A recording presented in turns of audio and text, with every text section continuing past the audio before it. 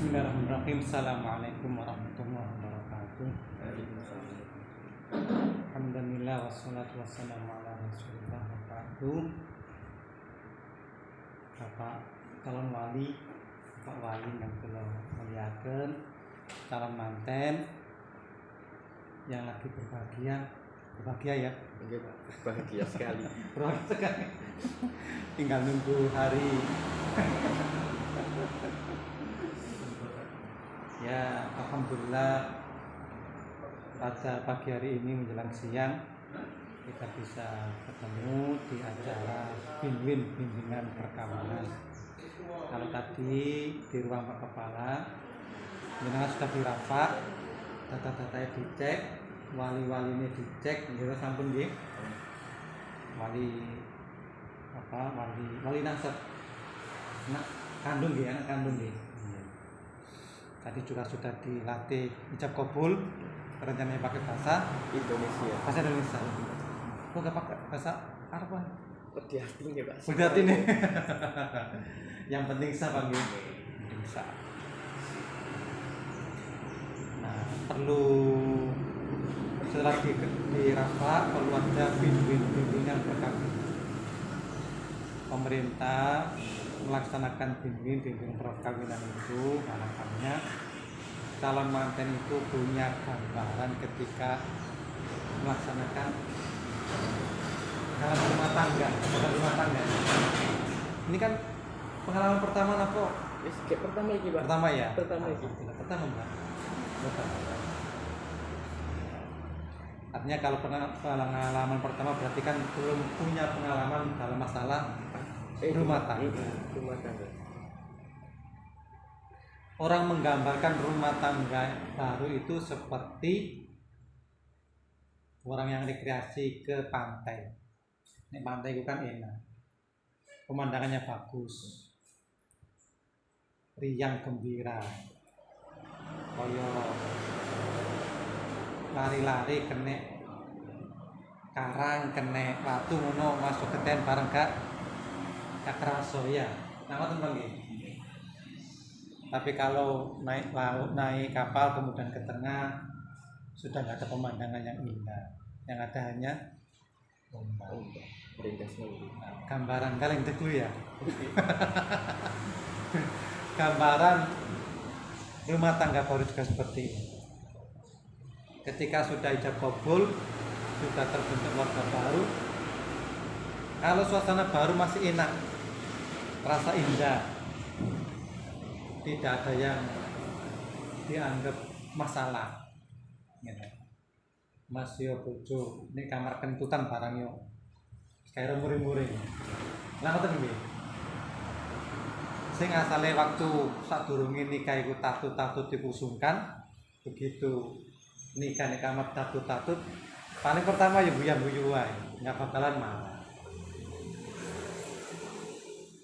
Gitu juga ketika mau kemana kemudian lemot, rasa-rasen, yuk nggak bakalan marah. Gini tak kopi, mesti dikasih gula tertukar, ya gak ngerem muri-muri. Paling ya buyung ngono. Rasanya kok aneh paling ya ngono. Kira-kira ngoten lagi. Itu baru awal-awal. Tapi ketika sudah 1 tahun, 2 tahun, apalagi sudah punya anak, seperti orang yang naik laut di tengah-tengah laut, yang ada hanya ombak, sirai mulu semua. Nah, itu gambaran nikah. Maka dalam Al-Quran itu nikah itu tujuannya adalah sakinah, mawaddah. Sakinah itu adalah kondisi tentram dalam hati. Artinya ketika pasangan itu nggak ketemu bojone itu kangen. Ning njaba ngono ya wis pengen cepet-cepet mati. Ketika lihat pasangane tersenyum terus atine adem, iku jenenge sakinah. Kemudian kalau mawaddah itu adalah nafsunya yang tinggi. Mawaddah, nafsunya tinggi. Nafsu tinggi ku ki bayangno bojone wis sudah nafsune bergelora. Ki bayangno bojone. Apa maneh ketemu nyawa bojone tambah bergelora. Apa maneh dijembok tambah Bergelora. wis tak bergelora to ya wis umum pisan. Nah, itu mawaddah. Cintanya menggelora. Nah, itu biasanya umur usia ya sekitar 40 tahun. 20 sampai 40 tahun. Itu mawaddah. Rahmah itu biasanya umur 40 sampai usia lanjut. Rahmah itu adalah menerima kekurangan pasangan. Yang dulu pasangannya kenceng, ayu, imut-imut, guyu wae bisa melelehkan pandangan mata. Tapi ketika usia di atas 40 tahun, senyum sing menari itu sudah hilang. Wajah sing kenceng-kenceng itu wis rapuh ya, wis kangen maneh. Waktu saya ngomong seperti ini di manten-manten, itu saya gini kan, ada yang saya tanyain, Mas, umpamane bojo sampean wis tuwa, terus piye carane sampean iku terus semangati nafsune si ono? Lah penting mah nggih ngoten nggih. Lah penting nggih. Jawabannya apa? Jawabannya piye, Pak? Macam-macam jawabannya. Lah kira-kira sampean ngono apa jawabannya? Aku juga iso jawab. Ya mesti ono jawabannya. Jawabannya ngomong niku. Loh ya enggak sama apa? Menurut sampean apa kira-kira? Kok di jalan sih? Masuk jalan nih. Tapi ya Mbak kira-kira Mbak. Cepat jalani jadi Mbak. Berarti karena kiat khusus menurut.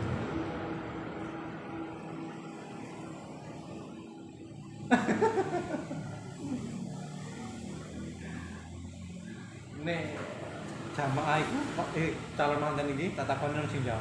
Loh gini Pak, nanti saya akan cari perempuan yang lain. Ini ngawur jawabannya. Orang sing jawab ini. Ya itu Pak, aku nonton film si macem-macem. Oh kok jawabannya ngoten Pak, saya ngoten. Wah ini kan genah. Tapi ada yang mengatakan saya akan menerima dengan lapang dada. Ada yang seperti itu.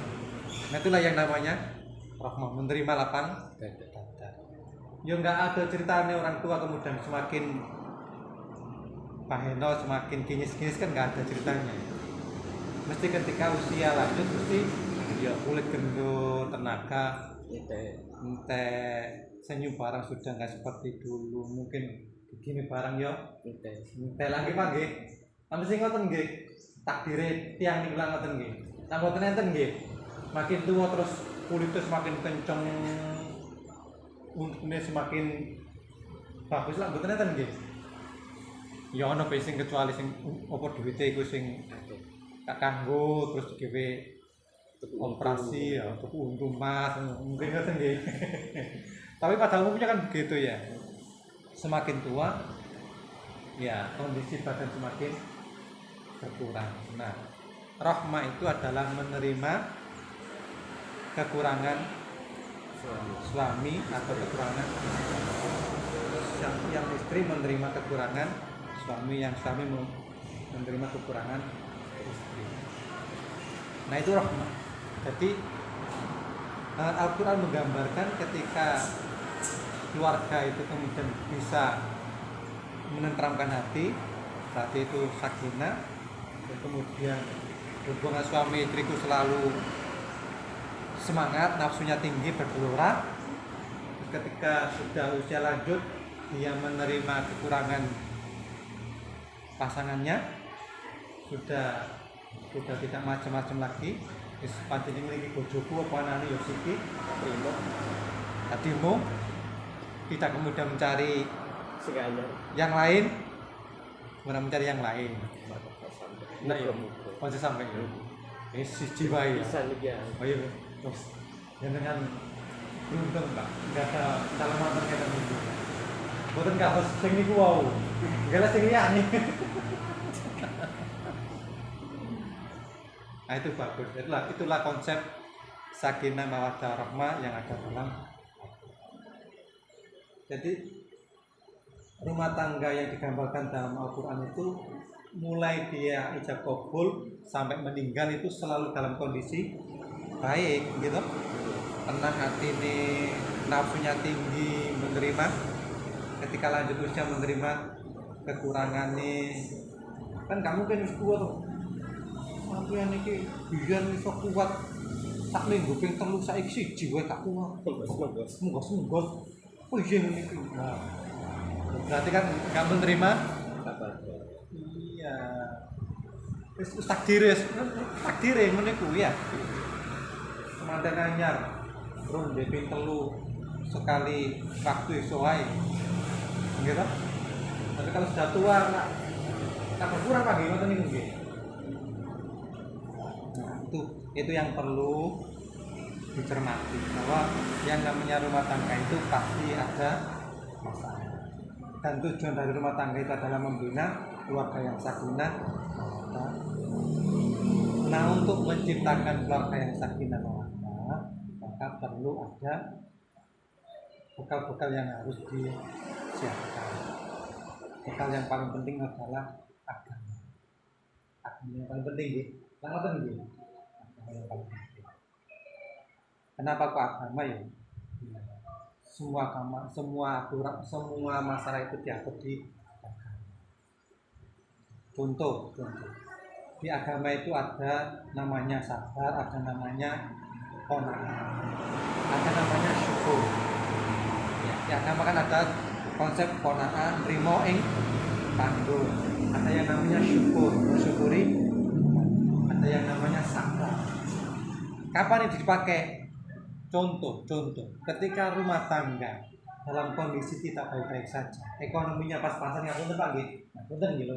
Umpamane kondisi ekonomi pas-pasan, maka konsep yang paling besar itu adalah harus apa?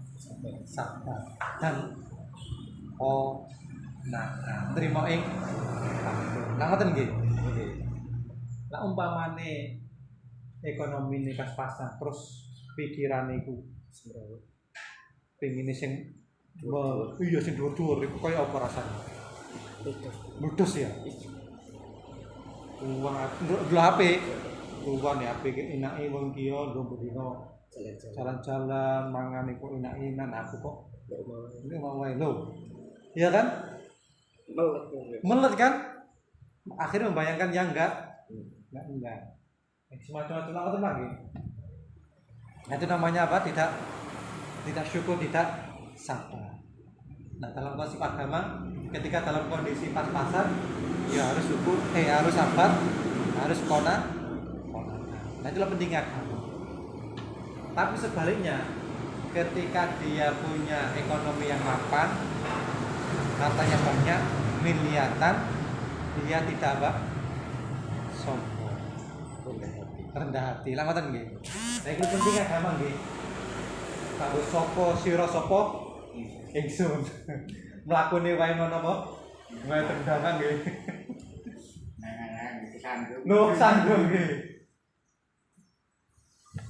Lah itulah makanya pentingnya agama dalam rumah tangga. Dan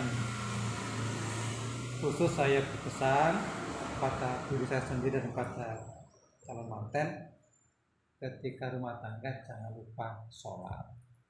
Sholat bang nggih. Lah jenengan lak pun lengkap sholatnya nggih, alhamdulillah nggih. Sholat itu penting. Soalnya urip ning kalau sholatnya ya gak berkah kan gitu. Yang terakhir yang perlu saya sampaikan, pemerintah itu menggalakkan stunting. Bebas stunting, anak bebas stunting. Stunting itu adalah pertumbuhan anak yang tidak normal.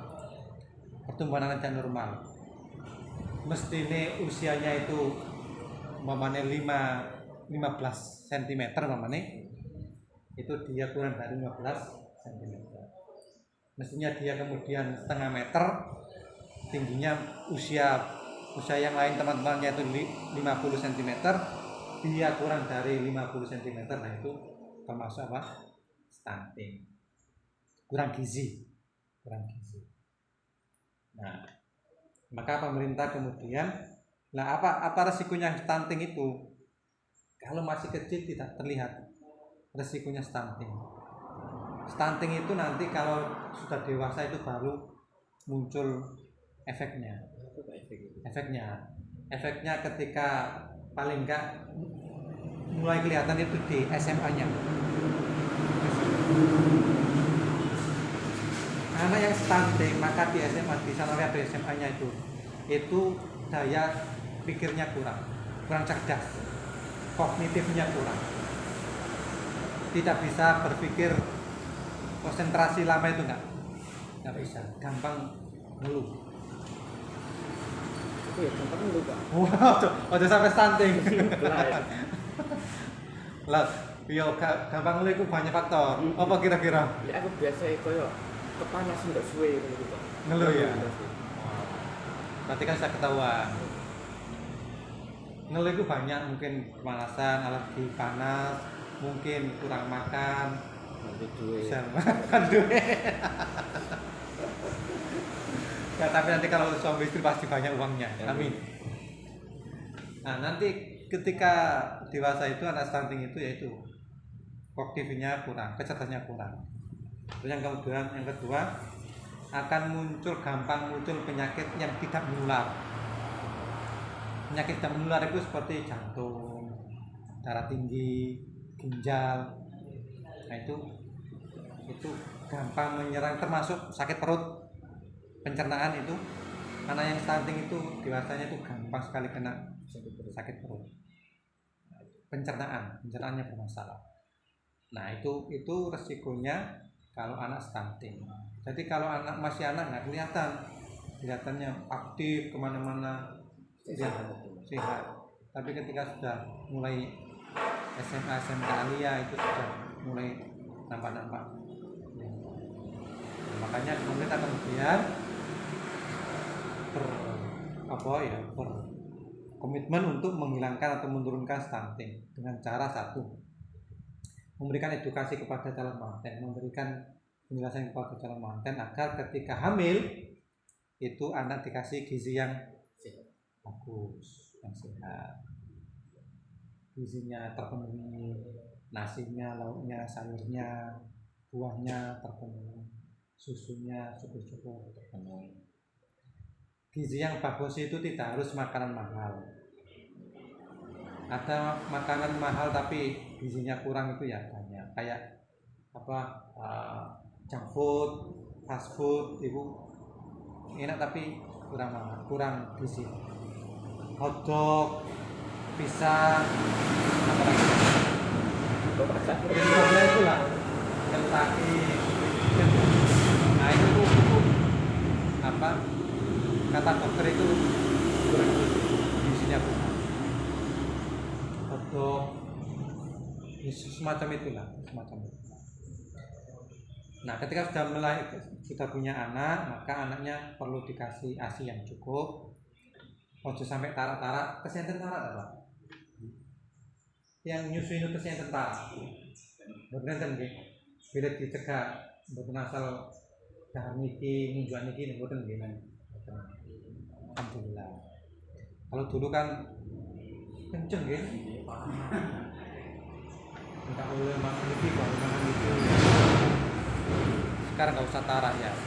Kalau sudah melahirkan harus banyak makan, minumnya dibanyakin, apalagi menyusui ibunya itu harus gizi cukup, tidak harus mahal.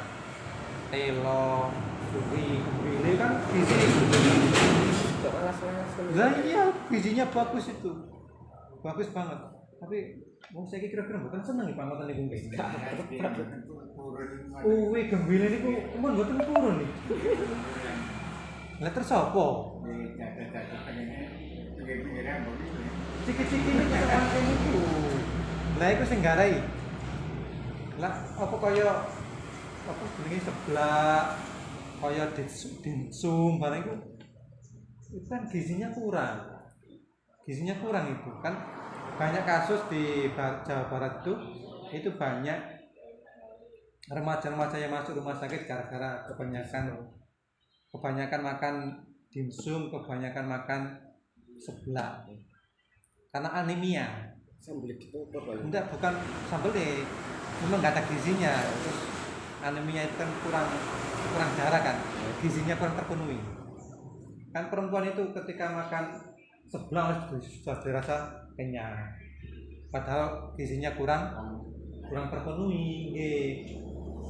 Nah, ada artis siapa itu yang masuk rumah sakit gara-gara kena paru-paru sama empedu, gara-gara kebanyakan makan bakso, seblak, mie ayam. Jadi dia itu setiap hari itu makan seblak, mie ayam, bakso. Kalau kan enak Sing-sing itu. Nah itu ternyata kemudian membuat efek paru-parunya kena, kemudian empedunya juga kena. Nah, tapi kue enak mahal-mahal. Tapi ya itu, nanti kalau punya anak ya, kalau bisa ya kasih makan makanannya. Jadi sih kalau setuju ngoten ya kayak tiwul, bentilu, terus mak sih. usia sampeyan iki pun wis bola. Wis kaya zamane nggih. Aku lebihin ngoten nggih. Angon wedhus mulai gawa kayu, kadang gawa gembili, uwi ngoten kula biyen niku. Menyok nggih. Ya sekarang. Nah, kemudian yang kedua yang dalam rangka menjaga stunting itu jaga kebersihan lingkungan, anak itu jaga kebersihan nih, kuku-kukunya dibersih gitu. Karena lingkungan yang kurang bersih itu nanti akan menyebabkan apa? Virus, bakteri, penyakit. Kadang nih anak apa? Kebersihannya kurang, makanya nggak dijaga. Terus kotor kan kemudian kan gembleng akeh. Pakai bakteri virusnya, cacingan. Nah itu akhirnya kalau banyak cacing di perutnya kan makanannya akan dimakan oleh cacing sehingga dia nggak punya gizi. Nah itu salah satu faktor tentunya stunting. Nah, saya kira itu yang perlu saya sampaikan video pada pagi hari ini. Saya mengucapkan selamat ya panggil jenengan mantu nggih. Mudah-mudahan keluarga yang baru nanti menjadi keluarga yang sakinah, mawaddah, warahmah. Ekonominya lancar, ekonominya mapan, mobilnya banyak, terus rumahnya mewah, anaknya soleh solihah, tidak punya hutang. Amin ya rabbal alamin. Subhanallahumma wa bihamdika, asyhadu an la ilaha illa anta, astaghfiruka wa atubu ilaik. Assalamualaikum warahmatullahi wabarakatuh. Sampun. Oleh Wangsul.